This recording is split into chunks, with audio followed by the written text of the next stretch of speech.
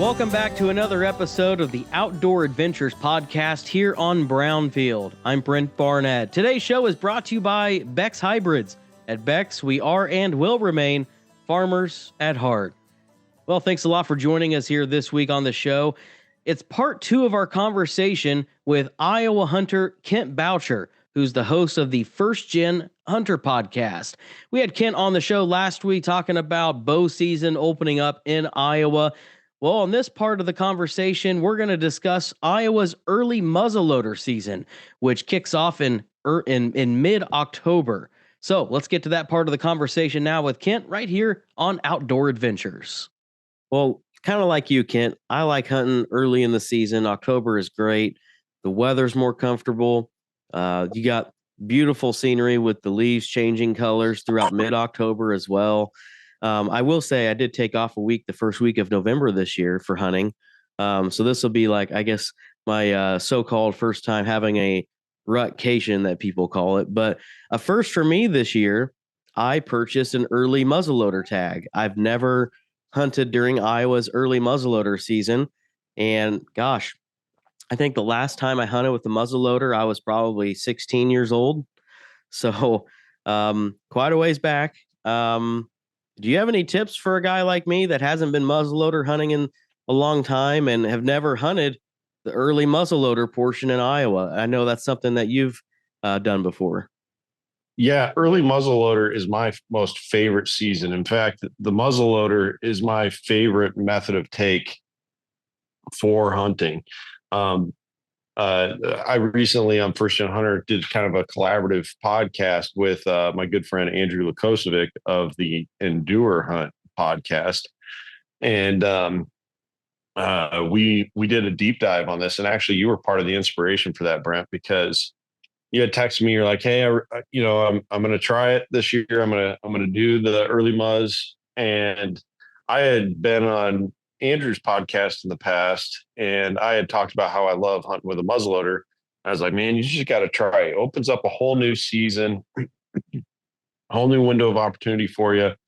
And so he did it. He took me up on my advice, and he went and got a muzzleloader. And so you had texted me about getting together, do some shooting and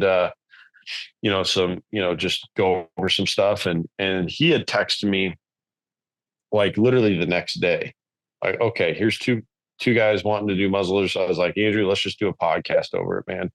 And so anyone listening into this should go to either the First Gen Hunter podcast or the Endure Hunt podcast and listen to that conversation that Andrew and I had. It'll be super helpful going through the equipment, going through how to clean your muzzleloader, how to inspect your muzzleloader, how to what kind of ammunition is good, all that stuff. So there's a good conversation there. But as far as early muzzleloader hunting goes, you're hunting a great season, right? Really what I think is the best season here in Iowa.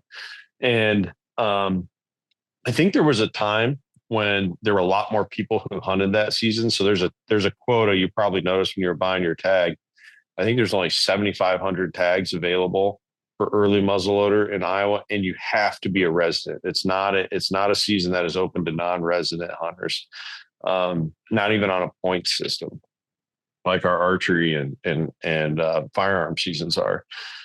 So to me, that shows you like that should be a clue to everyone. Like, hey, this is probably something pretty good if we're limiting how many tags are available and who it's a bit available to. And I've had just so much success during that part of the year because you're still hunting. To me, in most cases, now when we gun hunt, a lot of times our approach is I need to get to a good vantage point, right? Like if I have a rifle, we'll say, let's say I'm using the 350 Legend. Well, I'm probably going to want to get to just like a good vantage point over a hot travel area. That's what most gun hunters are going to be thinking, right? Or hot food source. And, I'm going to take advantage of the fact that I can shoot out to maybe 150 yards, something like that. You can definitely do that. And there's definitely a time to do that. And I've killed I think it was my first buck I ever tagged. I killed that way during an early muzzleloader season. But to me, it makes the most sense to bow hunt with a muzzleloader. If you catch my drift there. So if you were, let's say it's October 17, right smack in the middle of early muzz season. Coughs must be contagious this morning. Sorry, but the early Tis the season. That's right, man. Um, the so October 17th, most people are going to be writing that off as that's the October lull. There's no point in even going out. And there's been so many conversations on the October lull. Is it a real thing? Is it not a thing? What causes it? If it is a thing, all that. Look, all I know is that's when early muzzleloader season is, and I'm getting an early muzz tag. And it's kind of the same thing as what I was just talking about, though, with the early season. They're still on a bed to food pattern. A cold front is that is something worth calling into work over. If you have a cold front during early muzzleloader seasons, like, hey, boss, I know we got this planned for today, but it's a cold front. Can I come in at lunch? Because I got to be out there this morning. There's a 15-degree drop, whatever. It will be worth your time. And if it happens on the weekend, even better. You just stay out there all day, and almost treat it like what you're talking about with a rutcation, where you're scheduling time off for that. It will be worth your time. If it's a warm day, it's just going to be like what I was saying. That movement is going to be in that last half hour, usually, maybe a little earlier. I shot a nice 10-point back in 2021 at probably a half hour before sunset. But I shot him in his bed, like just getting up out of his bed.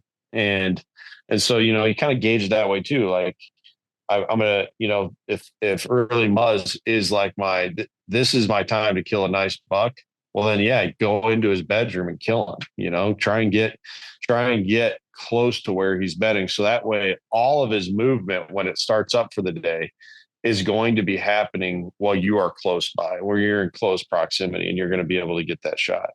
But if you still have plans to be bow hunting that area, later on, then you got to kind of be a little bit more careful and, hunt the fringes a little more, but and also know the farm that you're on. So back to the conversation we were talking about earlier, when the corn is up, there's a lot of deer here. When the corn is down, there's very few. And so if I know that, man, by November, every year, the corn is gone off this farm, there's not a lot of timber here to hold a lot of deer. Well, then, yeah, I should be hunting as aggressively as I possibly can while that corn is still up, and that's how it is here on my family's farm, where while the corn is up, I can be pretty aggressive, because once the corn's down, the only bucks that I'm really going to have much of a chance at on a regular basis are just ones that are, traveling through looking for does. And so chances are they won't have experienced any of my hunting pressure by that point in the season. So, you got to kind of gauge what's going on with your farm. You got to know your farm pretty well, and you got to understand what's going on in a deer behavior standpoint. But really, the best kind of day to be out is on a cold front day. I did that back in 2022. It was one of those things where I had to tell my boss, I was like, hey, I got a tag and I'd really like to hunt. And we had some other stuff going on, and he was he was like, oh, okay, well, how about you just take tomorrow morning? And he was super generous about it, gave me the morning off, and that's all I needed. It was, I think, a 20-degree drop that day. It was the first hard frost of the year. In fact, it was such a hard frost that the leaves on the trees were still all green for the most part. This is mid-October. I think it was October 18th or 19th. And but because that frost hit so hard, Brent, all the leaves just started falling off the trees that morning, like big green leaves, just like big old snowflakes raining down in the timber. And sure enough, here comes this, what ended up, I couldn't see, I knew he was big, but I didn't realize he was this big. I just could tell he was a mature buck. This one set 177 and 7/8 inch buck comes walking through the timber, and he was on his feet, moving in the morning and close to a bedding area and kind of a hub scrape area, and got my shot. But had that been, and a 75-degree day, I think the high that day was like in the 30s or something, or 40s. And, that cold front was just the magic I needed. First buck I ever killed was with an early muzzleloader tag, and it was sleeting on my scope. I remember that because I had to keep wiping my scope off. And so it was, cold enough for freezing precipitation. And there again, another big, and I shot him at like 8 a.m, which is, no one's shooting bucks in the wide open at 8 a.m in October, unless there's that massive cold front that just has deer up moving around more. And so that'd be my best advice for prioritizing that. And it reminds me, Brent, we gotta schedule a day for you to get out here so we can do a little preseason shooting. There's a new, well, it's not new. They've been around for a while, but I was watching the Hunting Public the other day. I love watching their videos. They're pretty good. Those guys are, when we were talking about earlier, my conversation with Doug with the Whitetail Industrial Complex, certainly they've obviously, just as you and I have, they've benefited financially from whitetail deer hunting. I'm not against that, but they have done it in such a good way of like, they never get tied up in like antler size. They never get tied up in, just like, and I have nothing against trophy. I do that. I pass deer, right?